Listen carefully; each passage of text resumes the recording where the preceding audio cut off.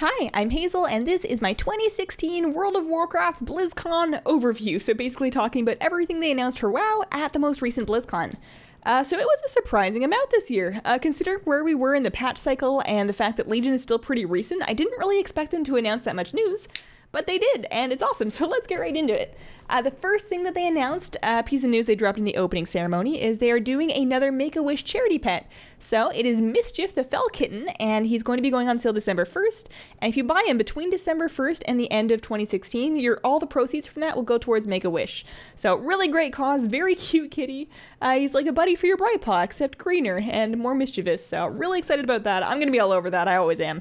And the next thing that they really talked about was the pacing of patches, the pacing of releasing content, and their goals there. So they were talking about how they really don't want any content droughts, which is understandable because it does terrible things to their sub numbers. And we've had some really bad content droughts in the past, typically at the end of expansions. They're very much aware of that, and they want to structure their patch cycle going forward so that there's always something to be looking forward to in WoW. There's always something just around the corner, there's always something on the PTR, there's always something that's coming, and that you still have enough to do currently that you haven't completely burned out on. So they want to accomplish that by using both big patches and smaller patches. So they talked about the smaller patch that's actually in the works. Even though we just got patch 7.1, they gave us a lot of info about this new patch, 7.1.5. So this is going to be an example of their new philosophy about smaller patches. It doesn't need to be a big raid tier, but just adding stuff, building the world, making the world more alive, and giving some things to do. So let's talk about what's actually coming in 7.1.5. They are going to be adding MoP dungeons to Timewalking. So right now in Timewalking, of course, we can do, your Burning Crusade dungeons and your Cataclysm and your Wrath and whatever. And they're going to be adding MoP dungeons to that. So all of the original Mists of Pandaria dungeons, which is all of them because they never added any patch dungeons in MoP, are going to be added to Timewalking, of course, with their own rewards. There's going to be new toys, probably a new mount because they like doing that for MoP Timewalking. So that'll be coming in 7.1.5. They're bringing back the Brawlers Guild. So they said that this is a more significant redesign than they did in the past with the Brawlers Guild. They said they're adding dozens of new bosses and a new currency, which is called Brawlers Guild, which you can save up and then use for rewards, presumably shirts. They talked about a lot of shirts. And then a new Basilisk mount. So the Basilisk mount model we had data mined previously. It is in the game files currently, but nobody really knew where it was from. And that's because it's from the new Brawlers Guild, which is coming in 7.1.5. So there's going to be a brand new mount. And Basilisk, that's pretty cool. The next thing that they really talked about was micro holidays. So these are going to be holidays kind of in the spirit of the holidays we have now, but much smaller and less mandatory feeling. They say they don't want you to feel like you're ruined if you miss it. So they're not doing mounts, pets, toys, anything that collectors feel like they must have is going to come from these. It's mostly going to be smaller rewards and little flavor things. So they gave some examples of micro holidays, which will typically be about a day long from the sounds of it. They talked about AQ Remembrance Day, which is on January 22nd, you can go to Silithus and then do some objectives, which are sort of reminiscent of the opening of AQ event that happened way back when. And then whichever faction is more prolific at that will get their faction flag mounted over Encourage on that server for the entire year, which is kind of neat. They talked about Volunteer Guard Day, where you can salute a guard and then become one for a day, and maybe a couple little fun flavor quests, something like that. They talked about Hatching of the Hippogriffs in Faralos. You can go see a bunch of little baby hippogriffs hatch and fly out to sea or something like that. I don't really know where they fly, but you can see baby hippogriffs. And they said that there is a visual companion to collect, kind of in the style of Pepe, but not actually a battle pet. So again, if you sleep through it, or you're just out of town, or for whatever reason you can't do the micro holidays, they want to make sure that you don't feel like you super missed out, especially because the duration is so short. But they just want to add something to really make the world feel more alive and make it feel like there's stuff going on outside of the normal big, long, monolithic, week-long holidays. The next thing they mentioned, which is something I'm really excited about, is Blade's Edge Arena is getting a new update look. So in 7.1, they updated the Grand Arena. If you've played it, it looks awesome. It looks gorgeous. The hitbox collisions, everything on it is completely the same. So the gameplay is the same on the arena, but it just looks so much better. And Blade's Edge is really due for an update. And the new one looks so good. And it has an Ogre announcer who apparently says things relative to the game. So presumably when somebody dies, he's going to go, ho, ho, ho, you suck, or something more clever than that. But an Ogre announcer. I always wanted somebody to cast my games. So they're putting in an NPC to do it for me. So that's that. They talked about class updates. So 7.1.5 is going to be their first major opportunity to make class updates that are more significant than just like tuning changes. And they talked about having this goal of increasing talent diversity. So for a lot of classes right now, you go in your talent tree and you have and on a certain tier, there is a thing you take and there are 2 things you never take. And they want to really adjust talents so that that situation happens less often.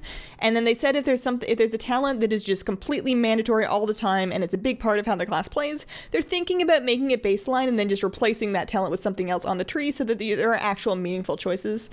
Considering that the item that lets you change talents between bosses does not seem to be that widespread yet. They're either very expensive or hard to craft because my guild doesn't have one. I don't know anybody that does.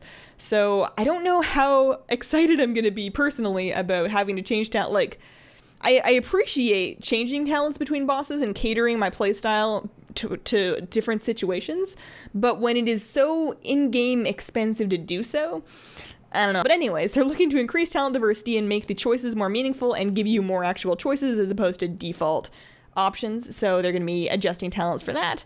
And they want to mitigate the gap between secondary stat values. So that's another big problem that classes have right now in Legion.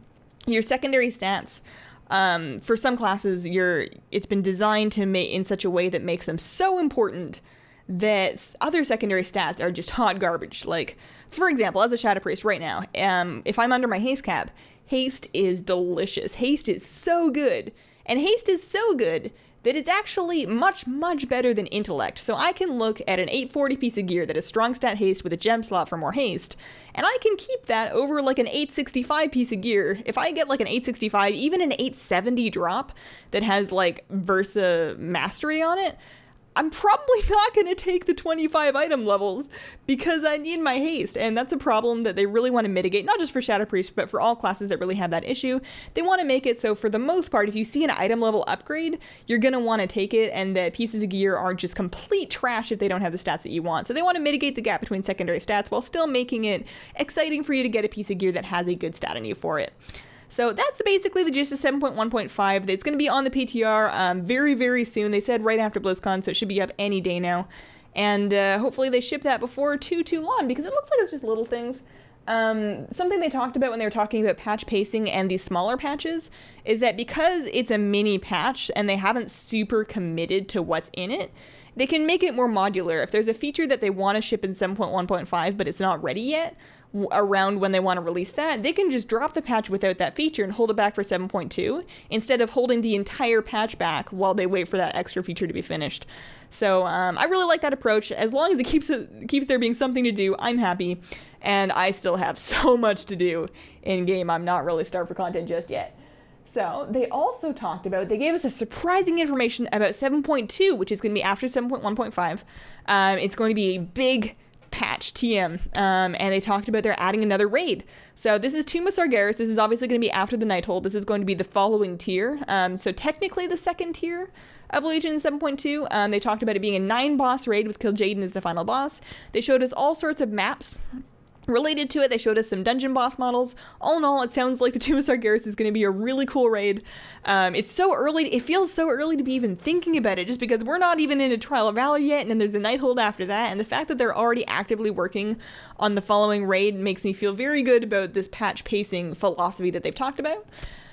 They also are going to be adding in 7.2 more class order hall campaigns, so a continuation of that where we actually return to the Broken Shore, where all of our heroes fell and, you know, bad stuff happened. There's some bad juju out there, but we're going to go back and hopefully have a better time because we spent all of this time powering up our artifacts and believing in ourselves. So we're going to be going back to the Broken Shore. They're going to be adding a new faction related to that return to the Broken Shore called Armies of Legionfall, where you actually build up a base and you can customize it, and it sounds a lot like Garrisons. Presumably it's not player specific because they never said it was, so it's going to be more public than Garrisons, but there must be some kind of phasing if you're allowed to choose which kind of buildings you want in your Legionfall base.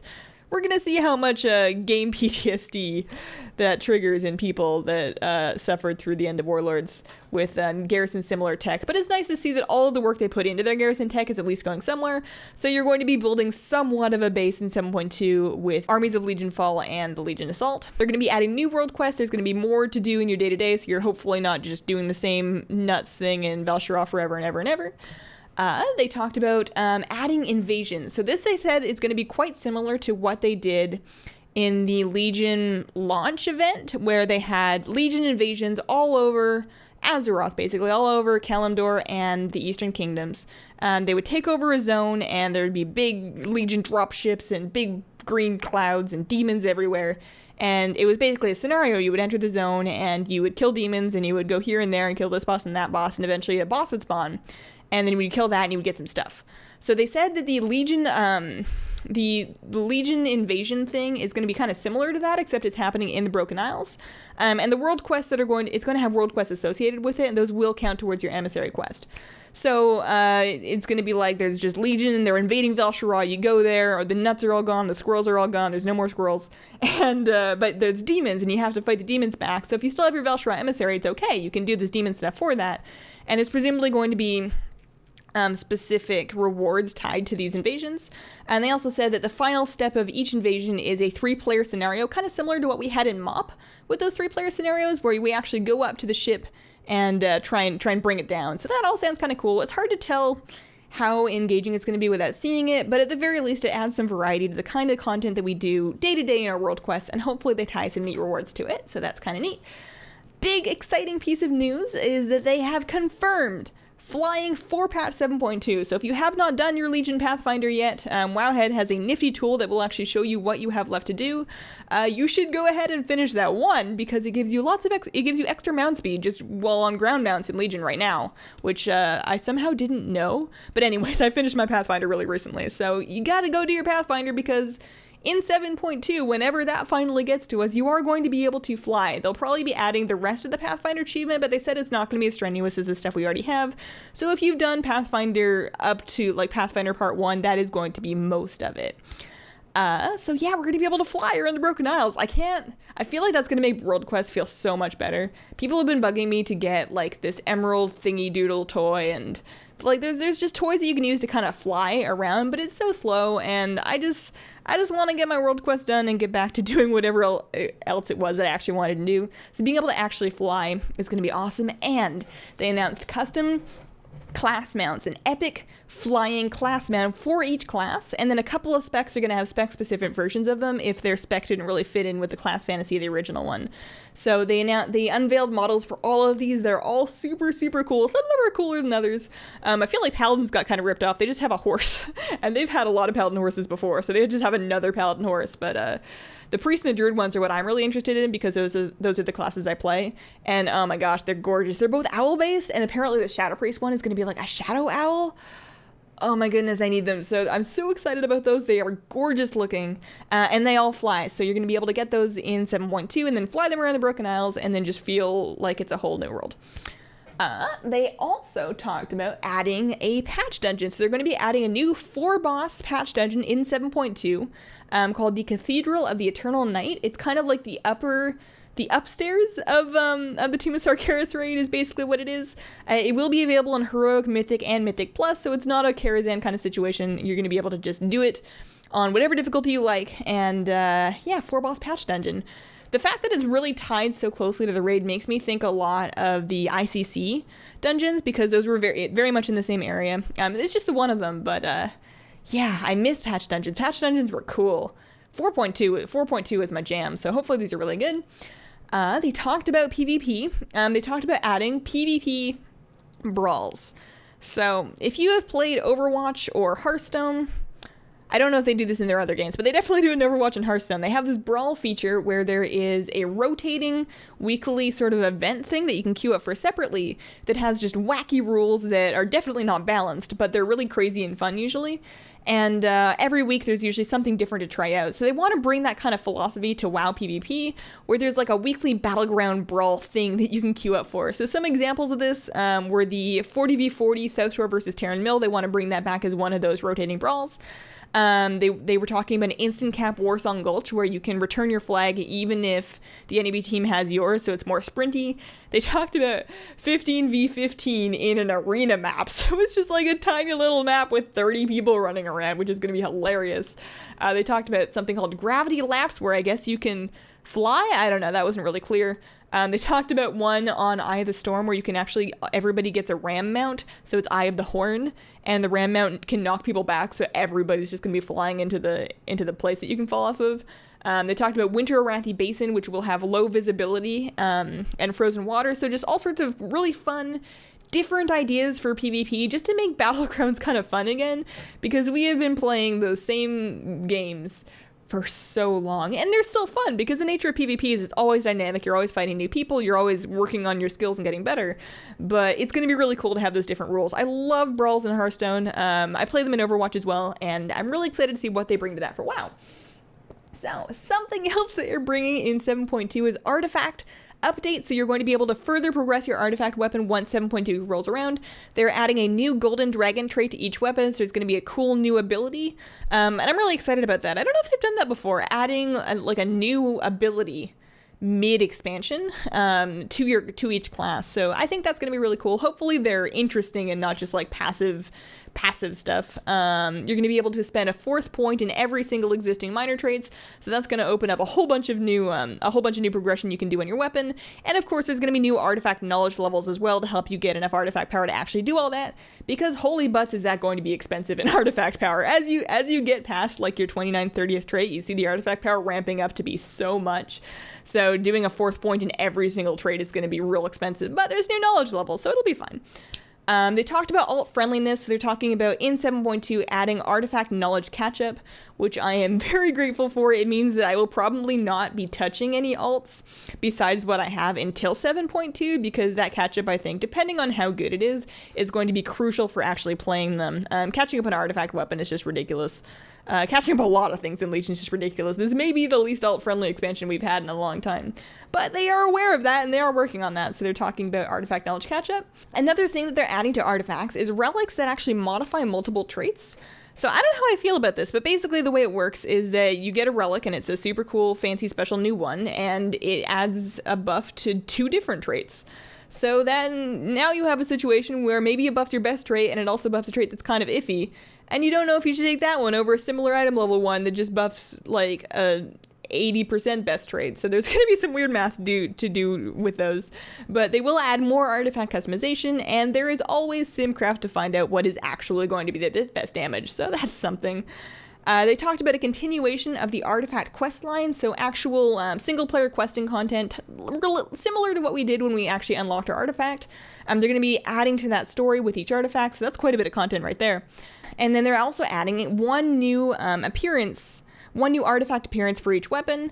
Some of them are really neat. The Guardian Druid, they have this weird man-bear thing. But the new artifact appearances are going to be a reward for a solo skill challenge. So that to me sounds very similar to Proving Grounds, although it'll probably be more tailored to each class. Kind of like the Green Fire quest for Warlocks was. When that was at level, that thing was hard. So there's gonna be a new artifact appearance to prove that you're like really good at WoW. Yeah, they're also updating dungeons in 7.2, so the existing dungeons are going to have their difficulty increased in patch 7.2. The baseline, heroic, and mythic dungeon difficulty and item level rewards are both going to be adjusted upwards. So you're going to be getting better loot for doing regular mythic dungeons and regular heroic dungeons in 7.2. And then of course they're going to be able to Titan Forge higher on top of that. So I don't know how, I'm assuming that they're going to keep an eye on how that works when you are a fresh level 100 in your item level like 788 gear. You don't want it to be too hard to start doing your heroics and gearing up. Hopefully they have some kind of mechanic to help skip you past that gap of not being strong enough to do that new content, but it is nice that they're making an effort to keep those dungeons relevant throughout the expansion as opposed to them really just being good in the first patch. And then Mythic Keystone difficulty is going to get bumped as well relative to all of that. So dungeons are going to get a little harder in 7.2, but we're of course going to be progressing our power with all of the above stuff. And yeah, it should all even out for the most part. They are adding Mythic Plus and Heroic difficulties to Karazhan. To return to Karazhan in patch 7.2, the way that's going to work is they're splitting it into 2 4-boss wings, basically, and then you can queue for a wing on Heroic, or you can get a keystone for either half of that dungeon and run it on Mythic Plus. That's going to be coming in 7.2. They're also going to be adding a queuable heroic version of Court of Stars and Archway, and they're adding some new affixes to Mythic Plus, so that'll be something to look forward to keep the dungeon experience fresh, and I'm really happy they're putting that much effort into that just because dungeons have been such a success, I think, so far in Legion. If you could have just a 5-man guild, and you could progress just as well as a heroic raiding guild, and you could have almost just as much content. The way the Mythic Keystone system works, there's always something different, a different challenge to tackle every week, and there's appropriate loot rewards for that. So I'm really happy that they're taking effort to keep all of the whole dungeon system up to date as Legion progresses, because it's really good. Really, really big fan of dungeons. They also gave us a couple of teasers about what's coming next, but I feel like all of this info about 7.1.5 and 7.2 is enough. But they did say that after 7.2, we are going to Argus. So we're going to be leaving Azeroth, basically, to go to the demon planet. That's all we know. He didn't tell us any more about it. Some people think that's going to be the next expansion. I'm of the camp that thinks it's going to be just the following patch. Probably the final patch of Legion is going to be based in Argus. So that's just kind of a neat little tidbit. Not really a spoiler, but just like a sneak idea of what's coming next. And then in the Q&A, final last bit of information that they dropped a little sneakily on us. Somebody asked them what is coming next for pet battles in WoW. And they said 3 words: pet battle dungeon. And that's all we know. That's it. That's all we know. We don't know any more than that. I don't know what it is. I don't know what it's going to be like. I don't know what it involves. I don't know if it's multiple players. I don't know if it's going to give me pets. I don't know. I want to know. So hopefully at some point in the future we find out more about pet battle dungeons, but that has been everything they talked about, I think, about World of Warcraft in BlizzCon 2016. Thanks for watching. Let me know what you think and have a wonderful, wonderful day. Bye.